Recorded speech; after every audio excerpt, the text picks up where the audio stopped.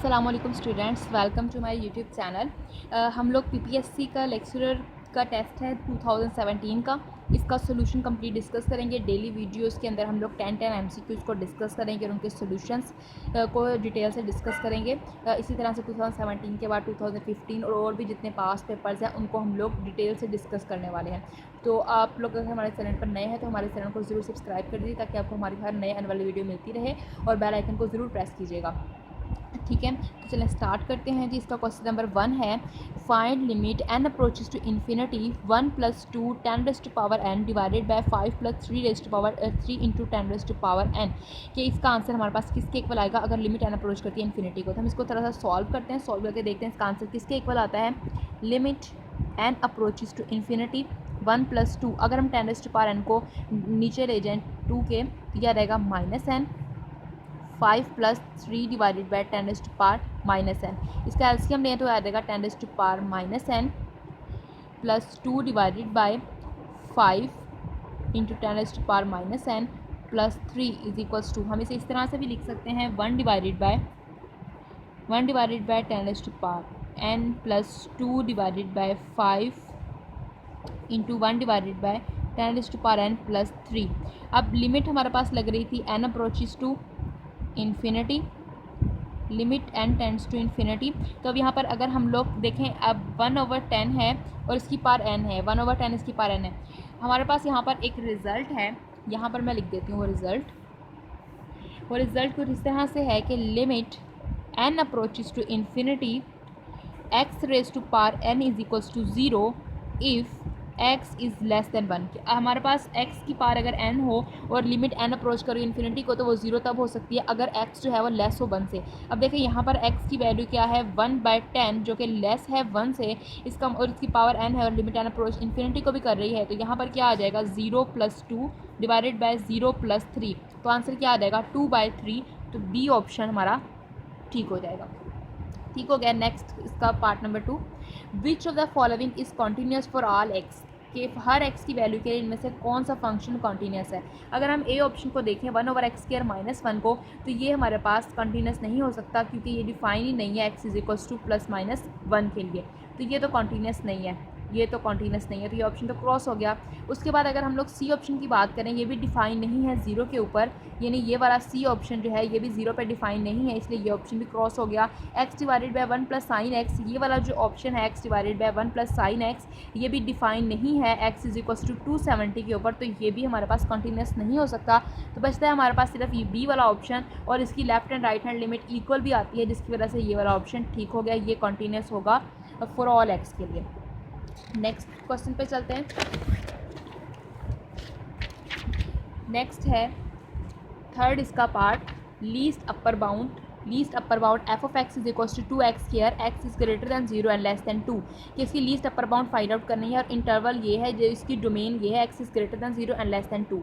इसकी maximum value 2 है, तो अगर हम इसके अंदर f(2) पुट करते हैं तो आंसर आ जाएगा 2 × 2 का स्क्वायर 2 × 4 = 8, तो इसकी लीस्ट अपर बाउंड क्या आ जाएगी 8।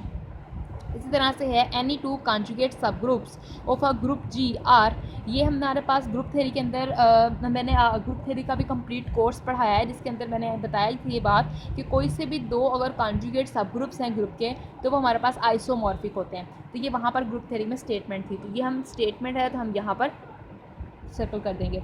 अब यहाँ पर क्वेश्चन है, इफ़ ये मैट्रिसेस हैं 1 0 1 1 raised to the power n minus 1 0 1 1 raised to the power n is equals to 0 6 - 6 0, then find the n, के n की वैल्यू क्या होगी। अब आप लोग सोच रहे हैं कितना टफ है कि हम कैसे फाइंड आउट करेंगे, पर ये बहुत ही इजी एमसीक्यूज है। हम लोग कैसे करेंगे, एक बात आपने अपने माइंड में रखनी है कि जब भी कभी अपर ट्रायंगुलर मैट्रिक्स हो या लोअर ट्रायंगुलर मैट्रिक्स हो, तो उसकी अगर पार हो तो उसकी जो पार होती है वो सेकेंडरी डायगोनल के साथ मल्टीप्लाई हो जाती है। कि अगर हमारे पास कोई अपर ट्रायंगुलर या लोअर ट्रायंगुलर मैट्रिक्स है और उसकी कोई बाहर पावर है, तो उसकी पावर सेकेंडरी डायगोनल के साथ मल्टीप्लाई हो जाएगी। यानी 1 1 0 1 है, तो यहाँ आ जाएगा 1 n 0 1 माइनस इसके भी सेकेंडरी डायगोनल के साथ सेकेंडरी डायगोनल मतलब ये वाला जो डायगोनल है ना, इसके साथ मल्टीप्लाई, एन इसकी डायगोनल के साथ मल्टीप्लाई हुआ तो यहाँ एन आ गया, 0 वैसे रहा, इससे मल्टीप्लाई हुआ 0 और एन आ गया, इज इक्वल्स टू है 0 6 एंड -6 0। तो इसको सॉल्व कर लेते हैं, 1 - 1 0 n - 0 n 0 - n -n 1 - 1 0 is equals to 0 6 -6 and 0। तो यहाँ से अगर हम कंपेयर करें तो n इक्वल आ जाएगा 6 के, यहाँ से भी n इक्वल टू 6, तो n की वैल्यू 6 आई है, तो डी ऑप्शन हमारा ठीक हो जाएगा।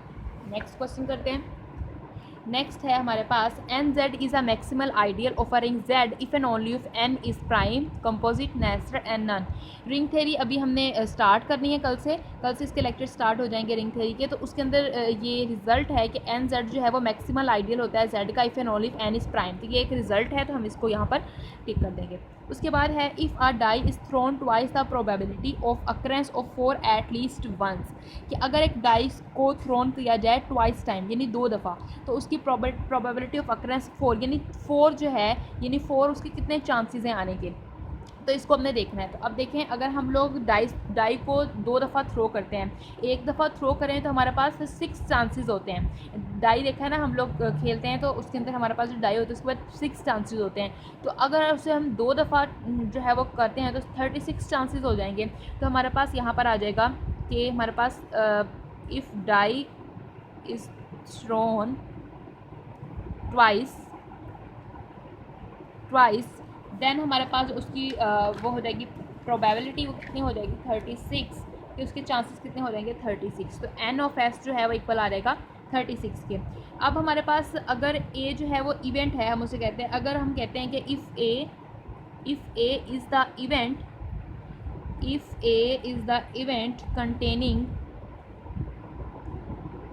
containing at least 4 at once, then के 4 आ जाए, कि हमारे पास कितने पॉसिबिलिटीज़ होंगी 4 के आने की। अब देखें 4, अब हम 2 दफ़ा ट्वाइस मतलब 2 दफ़ा उसको थ्रो कर रहे हैं डाई को, तो हमारे पास कितनी पॉसिबिलिटीज़ हो सकती हैं इस इवेंट की अक्कर होने की, यानी 4 की कितनी हो सकती हैं। ये पॉसिबिलिटी हो सकती है कि 1 4 आ जाए, यानी कि एक दफ़ा हम डाई को थ्रो करें 1 आए और दूसरी दफ़ा 4 आए, या 2 4 आ सकता है, या 3 4 आ सकता है, या 4 4 आ सकता है, या 5 4 आ सकता है, या 6 4 आ सकता है, या 4 1 आ सकता है, 4 2 आ सकता है, 4 3 आ सकता है। 4 4 का डबल टाइम नहीं लिखेंगे क्योंकि सेट है, रेपिटेशन अलाउ नहीं है। 4 5 आ सकता है एंड 4 6 आ सकता है। तो इसे काउंट कर लें कितने हैं ये 2 4 6 8 10 एंड 11। तो इसके हमारे पास इवेंट्स अक्कर होने की कितनी हमारे पास प्रोबेबिलिटी है जी 11। तो अब हम लोगों को यहाँ पर probability of this event find out करनी है, तो वो हमारे पास आ जाएगी n of A divided by n of S.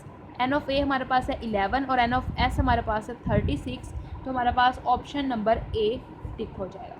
Next है if a vector space B has a basis of n vector then every basis of B must consist of exactly.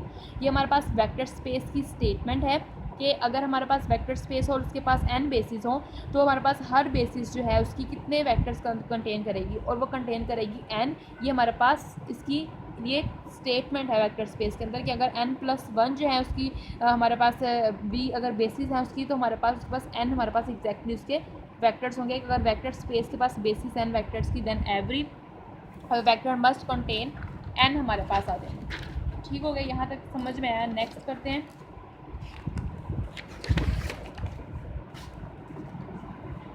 Next है MCQs number 9। The complex matrix 2 2 + iota 2 - iota 6 has which of the following as an eigenvalue, के इसमें से इस matrix की eigen value क्या होगी इन options में से। तो आइगन वैल्यूज़ कैसे निकाली जाती हैं, a - लैम्डा i का डिटर्मिनेंट इज इक्वल्स टू 0 के पुट करते हैं। अब ये मैट्रिक्स ये है, तो अगर हम लोग इसको देखें तो याद आएगा 2 - lambda 2 + iota 6 - lambda 2 - iota is equals to 0। तो क्या रहेगा 2 - lambda into 6 - lambda determinant find करेंगे तो -2 + iota into 2 - iota is equals to 0। यह रहेगा 12 - 2 lambda -6 lambda plus lambda square -4 minus plus हो जाएगा योटा की वजह से, यह रहेगा +1 इज इक्वल्स टू 0। तो क्या रहेगा 12 - 6 6, ये 12, यह रहेगा 12, 2 माइनस ये वाला रहेगा -8 लैम्डा प्लस लैम्डा का स्क्वेयर -5 इज इक्वल्स टू 0। तो यह रहेगा lambda square -8 lambda plus 7 is equals to 0। तो इसको अगर हम लोग फैक्टराइज करते हैं तो हमारे पास इसके फैक्टर्स बन जाते हैं -7 lambda minus lambda plus 7 is equals to 0।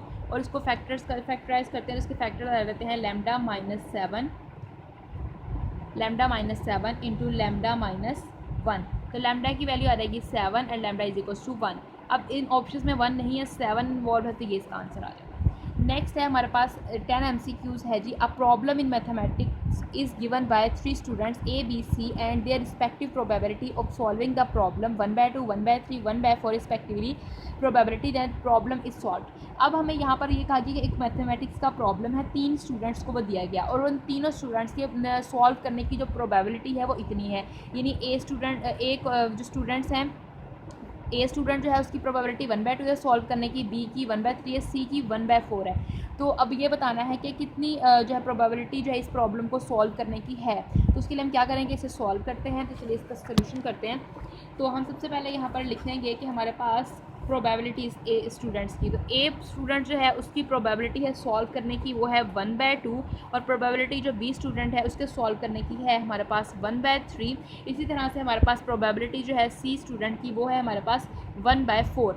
अब हम लोग इनके कॉम्प्लीमेंट्स की प्रोबेबिलिटीज़ निकाल लेते हैं। टोटल प्रोबेबिलिटी कितनी होती है, मैक्सिमम 1 होती है। तो ए कॉम्प्लीमेंट की आ जाएगी 1 - 1/2, तो आ जाएगा 1/2। इसी तरह से प्रोबेबिलिटी ऑफ बी कॉम्प्लीमेंट निकालेंगे तो 1 - 1/3 इक्वल आ जाएगा 3। एलसीएम आ जाएगा 3 - 1 और 2/3। इसी तरह से प्रोबेबिलिटी ऑफ सी कॉम्प्लीमेंट निकालेंगे तो 1 - 1/4 जो है वो इक्वल आ जाएगा 3/4 के। तो ये हमारे पास इनकी प्रोबेबिलिटीज़ आ गई। अब हमने यहाँ पर निकालनी है प्रोबेबिलिटी के problem can not be solve, के सॉल्व ना करने की कितनी प्रोबेबिलिटी है। क्योंकि हमें सॉल्व करने की क्वेश्चन में निकालनी है, पहले हम निकालते हैं कि सॉल्व ना करने की कितनी है। ना करने की है जी हमारे पास 1/2, 2/3 एंड 3/4। यानी जो कॉम्प्लीमेंट्स हमने निकाले हैं उन्हें हम मल्टीप्लाई करवा लेंगे। उन्हें मल्टीप्लाई करवाएंगे तो आंसर आएगा 1/4।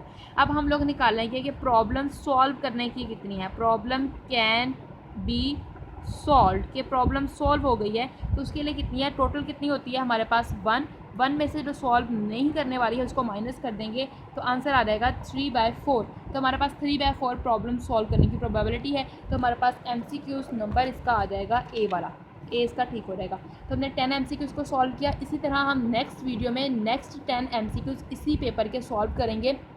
तो उम्मीद करती हूँ आप लोगों को यहाँ तक अच्छे से समझ में आया होगा। और अगर आपको हमारी वीडियो अच्छी लगी तो लाइक एंड शेयर कीजिएगा। अगर आपने हमारे चैनल को अभी तक सब्सक्राइब नहीं किया तो प्लीज़ सब्सक्राइब कर दीजिए, बेल आइकन को ज़रूर प्रेस कीजिएगा ताकि आपको हमारी हर नए आने वाली वीडियो मिलती रहे। थैंक यू, अल्लाह हाफिज़।